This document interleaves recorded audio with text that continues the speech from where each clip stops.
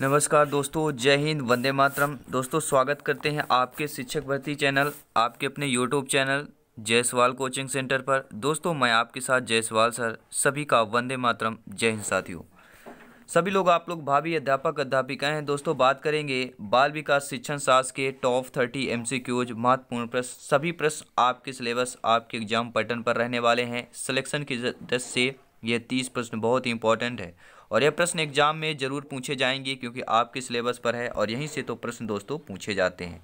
तो पहला प्रश्न है आज के इस सेशन में, शुरुआत करते हैं। बाल विकास के 30 महत्वपूर्ण प्रश्नों का सेशन रहेगा। वीडियो को अंत तक देखिए और अपने आप को चेक करें 30 में से आप लोग कितना सही कर पा रहे हैं। यहाँ पर चेक करना बहुत ही ज़रूरी है एग्जाम में क्वालिफाइड करने के लिए। प्रश्न पहला है, कौन सा अधिगम सिद्धांत व्यक्ति को मनोवैज्ञानिक प्राणी मानता है? दोस्तों ऐसा कौन सा आपका अधिगम सिद्धांत है जो व्यक्ति को मनोवैज्ञानिक प्राणी मान लेता है? तो वह आपका अधिगम सिद्धांत दोस्तों, क्या वह व्यवहारवाद है, प्रबलन है, मनोविश्लेषणवाद है या आपका क्षेत्र का सिद्धांत है? राइट आंसर जानेंगे। अगर आपको आ रहा है फटाफट कमेंट करें। दोस्तों व्यवहारवाद अधिगम जो है सिद्धांत व्यक्ति को मनोवैज्ञानिक प्राणी बनाता है। जो व्यवहारवाद अधिगम सिद्धांत होता है वह आपका मनोवैज्ञानिक प्राणी बनाता है।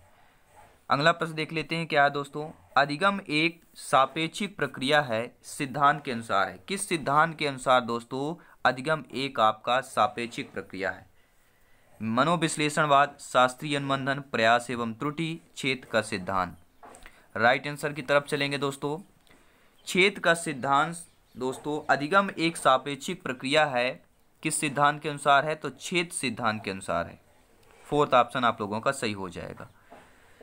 जय हिंद, वंदे मातरम। साथियों उम्मीद है वीडियो को लाइक शेयर करते रहे। बेहतरीन प्रश्न, लाजवाब क्लास चल रही है और ऐसे प्रश्न आएंगे तो आपका सिलेक्शन तय है दोस्तों। अधिगम अनंतरण का थॉर्नडाइक का सिद्धांत कहा जाता है। दोस्तों अधिगम अंतरण का थॉर्नडाइक का सिद्धांत कहा जाता है। समानता का सिद्धांत, अनुरूप तत्वों का सिद्धांत, औपचारिक नियमों का सिद्धांत या इनमें से कोई नहीं। सही एवं सटीक आंसर जानते हैं दोस्तों। अधिगम अंतरण का थॉर्नडाइक का सिद्धांत किसे कहा जाता है? अनुरूप तत्वों का सिद्धांत को कहा जाता है। जो आपका अधिगम अंतरण का थॉर्नडाइक का सिद्धांत है उसे अनुरूप तत्वों का सिद्धांत भी कहा जाता है। सेकंड ऑप्शन आप लोगों का सही हो जाएगा। इंपॉर्टेंट प्रश्न है, ध्यान दीजिएगा। एनसीएफ से जरूर 1-2 प्रश्न आते हैं और एनसीएफ का बेहतरीन बताया मैंने डिटेल के साथ। आपको इंड स्क्रीन में लास्ट इंड में वीडियो के एंड पर आपको यह पूरी तरह से मिलेगा जहां पर एक एक प्रश्न की यहां पे व्याख्या की गई है। राष्ट्रीय पाठचर्या की रूपरेखा एनसीएफ 2005 किस अधिगम सिद्धांतकार के मत का समर्थन करती है? Thomson, Bandura, Thorndike, Brunner.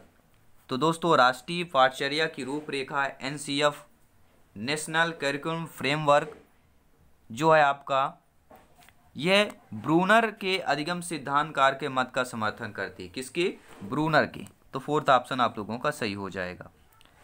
अगला प्रश्न देख लेते हैं, क्या है दोस्तों? समूह गतिशास्त्र के अनुसार शिक्षण अधिगम प्रक्रिया प्रभावी होती है यदि अधिगम अंततः क्रियाएं हो। किसके मध्य हो दोस्तों? इंपॉर्टेंट है दोस्तों, समझिएगा ध्यानपूर्वक। समूह गतिशास्त्र के अनुसार शिक्षण अधिगम प्रक्रिया प्रभावी होती है यदि अधिकतम अंतः क्रियाएं, कैसे क्रियाएं? अंतः क्रियाएं किसके मध्य हो? तो दोस्तों समूह गतिशास्त्र के अनुसार शिक्षण अधिगम प्रक्रिया प्रभावी होती है या अधिकतम यदि अधिकतम अंतः क्रियाएं आपके अध्यापक और विद्यार्थी के मध्य होती हैं। उसमें आपका क्या है? समूह गतिशास्त्र के अनुसार शिक्षण अधिगम प्रभावी मानी जाती है।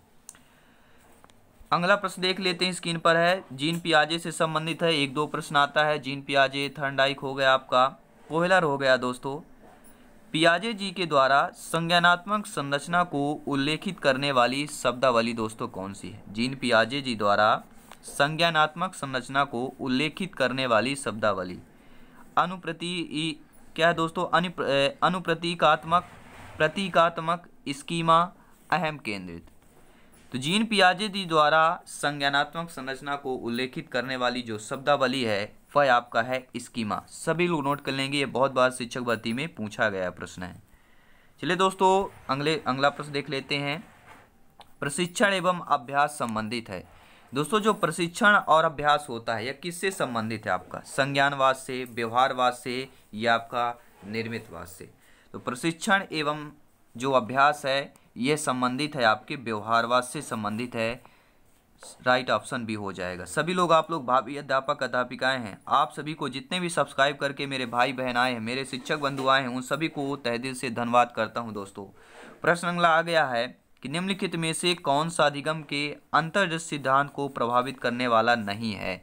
दोस्तों ऐसा अधिगम जो आपके अंतर्दृष्टि को प्रभावित करने वाला नहीं है, यानी पहले जानना जरूरी कि है कौन आपके, ठीक है। अधिगम के अंतर्दृष्टि सिद्धांत को प्रभावित करने वाला पहले है कौन, ठीक है दोस्तों। आपका बुद्धि होता है, प्रत्यक्षीकरण, अनुभव, ये 3 चीजें हैं आपके अधिगम के अंतर्दृष्टि सिद्धांत को प्रभावित करती हैं, लेकिन यहाँ पर आपका व्यक्तित्व जो है यह प्रभावित नहीं करता है अधिगम के अंतर्दृष्टि सिद्धांत को, ठीक है दोस्तों। चलिए अगला प्रश्न देख लेते हैं। अगला प्रश्न यहाँ पे दिया गया है कि BF-P समीकरण जिसके द्वारा दिया गया है, तो BF दिया तो आप सभी लोग समझ सकते हैं किसका समीकरण हो सकता है। यहाँ पे B बराबर F और PE दिया है, तो राइट ऑप्शन जाएगा आपके लेविन के तरफ, राइट ऑप्शन लेविन हो जाएगा। चलिए दोस्तों अगला प्रश्न देख लेते हैं। स्क्रीन पर प्रश्न दिया जा चुका है। उम्मीद है वीडियो को लाइक शेयर करते रहें। टीचर्स फैमिली है, टीचर्स ग्रुप है, और सभी लोग आप लोग भावी अध्यापक अध्यापिकाएं हैं। दोस्तों आप सभी को नमन है, क्योंकि आप सभी लोग राष्ट्र निर्माता में सबसे बड़ा योगदान आप लोगों का होता है, शिक्षकों का होता है। प्रश्न यह है दोस्तों, निम्न में से कौन सा कारक थार्नडाइक के अधिगम से सुमेलित नहीं है? दोस्तों ऐसा कारक जो थार्नडाइक के अधिगम को सुमेलित नहीं करता है, वह कौन सा कारक है? तो आइए राइट आंसर जान लेते हैं दोस्तों। देखिए तत्परता का, अभ्यास का, प्रभाव का आपने पढ़ा होगा। थार्नडाइक ने मुख्यतः आपके दिए थे, मुख्य नियम आपके थे, गौण नियम थे, ठीक है। तो तत्परता, अभ्यास और प्रभाव ये थार्नडाइक के अधिगम को सुमेलित करते हैं दोस्तों, लेकिन गुणवत्ता आपका जो यहाँ पे दिया गया है, गुणवत्ता आपका यहाँ पर सुमेलित नहीं करता है अकॉर्डिंग टू थार्नडाइक अधिगम से संबंधित। चलिए अगला प्रश्न देख लेते हैं। लाजवाब प्रश्न है, वीडियो को लाइक करते रहें। अगला प्रश्न स्क्रीन पर आ चुका है, और दुगनी एनर्जी के साथ वीडियो को एंड करेंगे दोस्तों। बने रहें वीडियो पर, बेहतरीन प्रैक्टिस करें, बेहतरीन प्रश्न आने वाले हैं सिलेक्शन की वजह से। निम्नलिखित में से कौन सा आशुबेल द्वारा दिया गया अधिगम का प्रकार नहीं है? दोस्तों आशुबेल ये आपके ग्रेड फर्स्ट या सेकंड में, इससे ग्रेड फर्स्ट का आपका यह हो सकता है, ये कि यहाँ पर ऐसे प्रश्न आ रहे हैं दोस्तों, ग्रेड फर्स्ट लेवल वाले भी प्रश्न हैं, तो आप लोग समझ सकते हैं कि तैयारी कितनी ज़ोरदार है। तैयारी वो सीट सरकारी सीट के लिए दोस्तों, तो ज़ोरदार होनी ही चाहिए। तो इनमें से कौन सा आशुबेल द्वारा दिया गया अधिगम का प्रकार नहीं है? इसके लिए जानेंगे है कौन है। अभिग्रहण है, अन्वेषण है, रटकर है, लेकिन विभेदीकरण आपका प्रकार नहीं है। चलिए अब यहाँ पे सूचीबद्ध आ गया। 1 से 2 प्रश्न सूची वाले भी जरूर आते हैं। सूची 1 और सूची 2 में सुमेलित करना है आप लोगों को। नीचे गए कोड दिया गया है। सूची फर्स्ट और सेकंड में देखें क्या है, थार्नडाइक, पॉलाव, क्लर्क, हल और कोयलर दिया गया है, ठीक है। इनके सिद्धांत दिए गए, अब आपको बताना है कौन से सिद्धांत है, और यहाँ पे नीचे आपका कोड वर्क दिया गया है, तो कौन सा सही होने वाला है, ठीक है।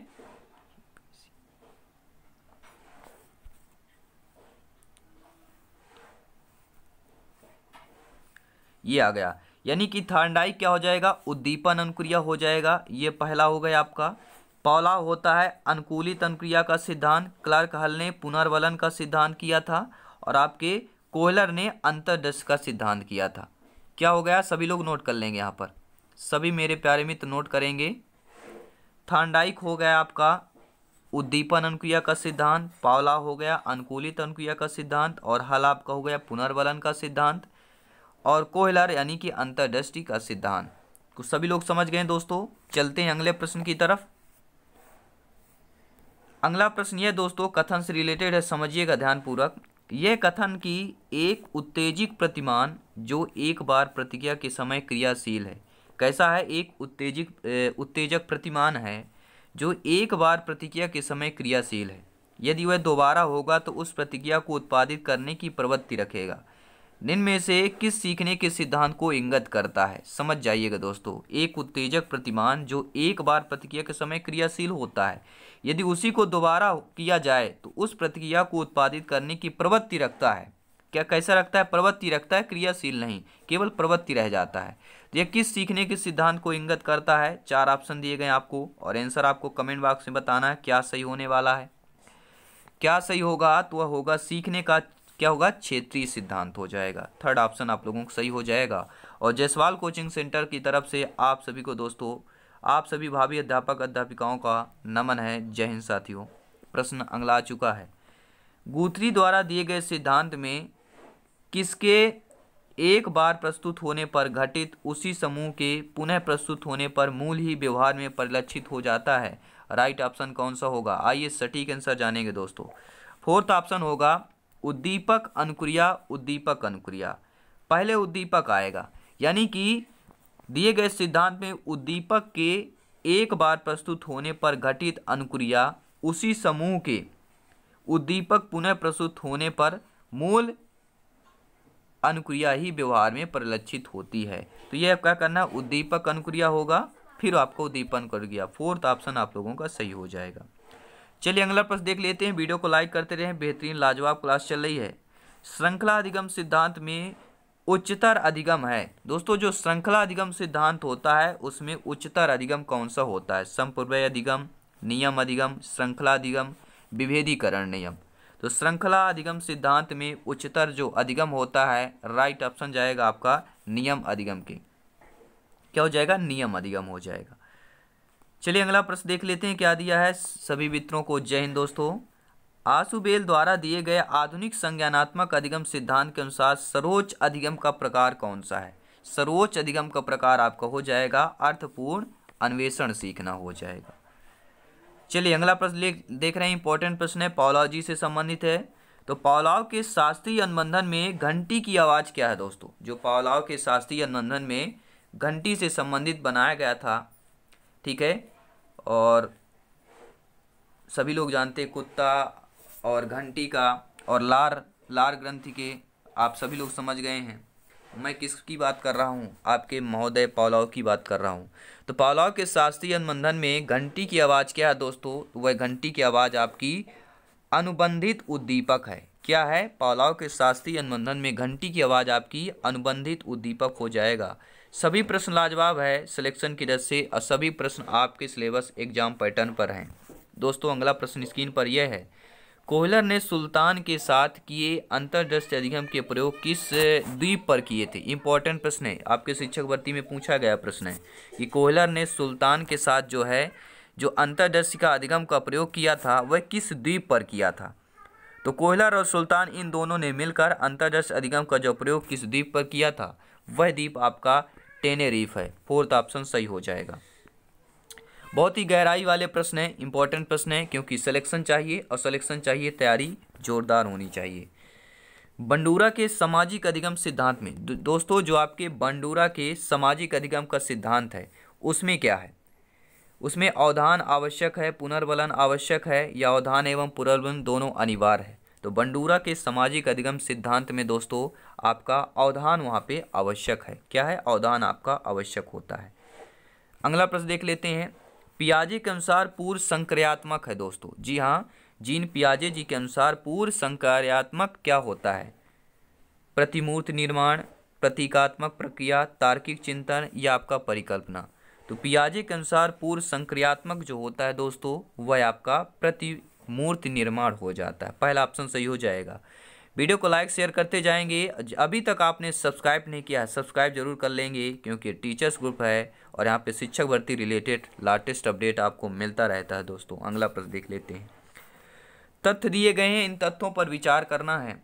वस्तु प्रदर्शन, पाठ पुस्तक का मौन वाचन, कहना व करना, चित्र देखकर उसकी व्याख्या सुननी, सामूहिक परिचर्चा, ये तथ्य दिए गए हैं। वीडियो फिल्म देखना सुनना, ये तथ्य दिए गए हैं। ठीक है दोस्तों।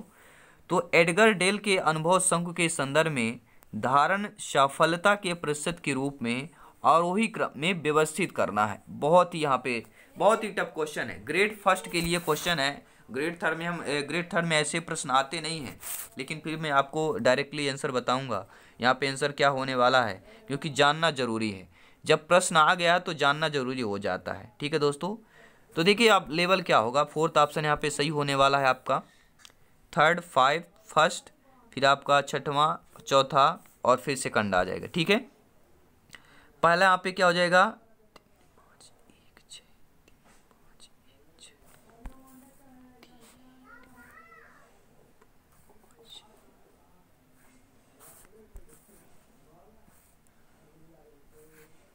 ठीक है, ऐसा है आपका। यानी वस्तु प्रदर्शन, सॉरी दोस्तों, पहले आपका होगा कहना व करना, फिर सामूहिक परिचर्चा करना, फिर वस्तु प्रदर्शन करना, फिर आपका वीडियो फिल्म देखना और सुनना, ठीक है, फिर इसके बाद पाठ पुस्तक का मौन वाचन। ठीक है, ये आपका राइट हो जाएगा, फोर्थ ऑप्शन यहाँ पे आपका सही हो जाएगा, जो सही क्रम होने वाला है। ये सब पीडीएफ फाइल नोट्स आपको टेलीग्राम में मिल जाएंगे। चलिए दोस्तों, अगला प्रश्न यह है, अलग अलग क्षेत्रों या विषयों में एक समान नियम को ढूंढ लेना श्रृंखला अधिगम सिद्धांत के अनुसार कौन सा अधिगम है? दोस्तों इंपॉर्टेंट प्रश्न है। अगर आप अलग अलग क्षेत्रों या विषयों को एक समान नियम को ढूंढ लेना श्रृंखला अधिगम का सिद्धांत किस के अनुसार कौन सा अधिगम होगा? तो यह दोस्तों आप लोगों का संप्रत्यय अधिगम हो जाएगा, क्योंकि अलग अलग क्षेत्रों या विषयों को एक समान नियम को ढूंढ लेना तो श्रृंखला अधिगम सिद्धांत के अनुसार यह आपका संप्रत्यय अधिगम कहलाएगा। फोर्थ ऑप्शन आप लोगों का सही हो जाएगा। चलिए दोस्तों, अगला प्रश्न देख लेते हैं, थार्डाइक के सीखने के गौण नियम में नहीं है। दोस्तों थार्डाइक ने कितने नियम बताएं? 2 में। एक आपका होता है मुख्य नियम जिसके 3 प्रकार बताए हैं, दूसरा होता है गौण नियम जिसके 5 प्रकार बताए हैं। सभी लोग नोट कर लेंगे, इंपॉर्टेंट यह प्रश्न है दोस्तों। तो थार्डाइक के सीखने के गौण नियम में क्या नहीं है दोस्तों? बहुप्रतिक्रिया है, आत्मसात्मीकरण है, सहचर परिवर्तन है, लेकिन प्रभाव नहीं है। ठीक है, गौण नियम में आपका प्रभाव यहाँ पे नहीं है। चलिए दोस्तों, अगला प्रश्न देख लेते हैं, थार्डाइक द्वारा प्रतिपादित अधिगम के मुख्य नियम कितने हैं? इंपॉर्टेंट प्रश्न आ गया, मैंने अभी आपको बताया। इसका प्रश्न, इसका आंसर सभी लोग देंगे। मैंने इसका प्रश्न अभी आपको बताया, जस्ट 20 सेकंड्स, ठीक है, हुए हैं अभी। तो थार्डाइक द्वारा प्रतिपादित अधिगम के मुख्य नियम कितने हैं? तो मैंने बताया मुख्य नियम 3 है। ठीक है, गौण नियम कितने हैं? मैंने बताया 5 नियम है। और ये प्रश्न आ गए हैं, शिक्षक भर्ती में पूछे गए हैं, तो मुख्य नियम 3 है, गौण नियम 5 है। सभी लोग नोट कर लेंगे। ठीक है, इसके आंसर हो जाएगा सेकंड, 3 नियम, मुख्य नियम 3 है और गौण नियम आपके 5 है। अगला प्रश्न देख लेते हैं, उद्दीपक अनुक्रिया सिद्धांत में अधिगम प्रक्रिया में की गई त्रुटियों को किस नियम के अंतर्गत रखा जा सकता है? जी हाँ दोस्तों, उद्दीपक अनुक्रिया सिद्धांत में अधिगम प्रक्रिया में की गई त्रुटियों को आपके किस नियम के अंतर्गत रखा जाता है? वह नियम आपका है बहुप्रतिक्रिया का नियम। जी हाँ दोस्तों, उद्दीपक अनुक्रिया सिद्धांत में अधिगम प्रक्रिया में की गई जो त्रुटियां होती हैं वह आपके बहुप्रतिक्रिया नियम के अंतर्गत रखा जाता है। अगला प्रश्न क्या दिया दोस्तों देख लेते हैं, अधिगम में अभ्यास के महत्व पर बल डालने वाला सिद्धांत कौन सा है? तो आपके दोस्तों अधिगम में अभ्यास के महत्व पर बल डालने वाला जो सिद्धांत है वह आपका चयन व संयोजन होता है। थर्ड ऑप्शन सही हो जाएगा। अधिगम में अभ्यास के महत्व पर बल डालने वाला सिद्धांत चयन और आपका संयोजन है। चलिए दोस्तों, अगला प्रश्न देख लेते हैं। वीडियो को लाइक शेयर करते रहें, बस 2-3 प्रश्न और रह गए हैं। दुगनी एनर्जी फुल साथ वीडियो होने वाला है। यदि बालक को किसी विषय में अध्ययन हेतु बाध्य किया जाता है, कोई भी बालक या बालिका है, ठीक है, उसको जो है किसी विषय में अध्ययन हेतु बाध्य किया जाता है, तो यह किस नियम के अनुसार अधिगम पर कैसा प्रभाव पड़ेगा? दोस्तों कोई भी बालक या बालिका हो, विद्यार्थी पर अगर उस विषय किसी भी विषय में हेतु उसे अध्ययन के लिए बाध्य किया जाता है तो यह आपका दोस्तों तत्परता का नियम यानी प्रतिकूल प्रभाव पड़ता है। कैसे तत्परता का नियम कहलाएगा और यह बच्चे पर प्रतिकूल प्रभाव पड़ता है। सेकंड ऑप्शन आप लोगों का सही हो जाएगा। अगला प्रश्न देख लेते हैं, निम्न में से सीखने के सहायक नियम नहीं है। अब यहाँ पे बताना है, पहले ज़्यादातर प्रश्न यही आता है सीखने के सहायक नियम कौन है, लेकिन यहाँ पे नेगेटिव प्रश्न पूछ लिया गया, सीखने के सहायक नियम नहीं है। देखिए यहाँ पे कूट भाषा आपको चयन करना है। ठीक है, देखिए मैं आपको बताना चाहता हूँ, सीखने के सहायक नियम बहुअनुक्रिया का नियम होता है, सहचर परिवर्तन का नियम होता है, मनोवृत्ति का नियम होता है, आंशिक क्रिया का नियम होता है। आपका रुचि का नियम नहीं होता, ना ही आपका असंतोष का नियम होता है। रुचि और असंतोष का नियम नहीं होता आपके सीखने के सहायक नियम में, रुचि और असंतोष का नियम नहीं होता है। चलिए अगला प्रश्न देख लेते हैं दोस्तों, लाजवाब प्रश्न है, निर्मितवादी शिक्षण प्रक्रियाओं में शिक्षक की भूमिका क्या होती है? इंपॉर्टेंट प्रश्न है। जो आपका निर्मितवादी शिक्षण प्रक्रिया होती है उसमें शिक्षक की भूमिका क्या होती है दोस्तों? तो ज्ञान निर्माण का सरलीकरण करना, निर्मितवादी शिक्षण प्रक्रियाओं में शिक्षक की जो भूमिका होती है वह ज्ञान निर्माण का सरलीकरण में होती है दोस्तों। राइट ऑप्शन थर्ड हो गया।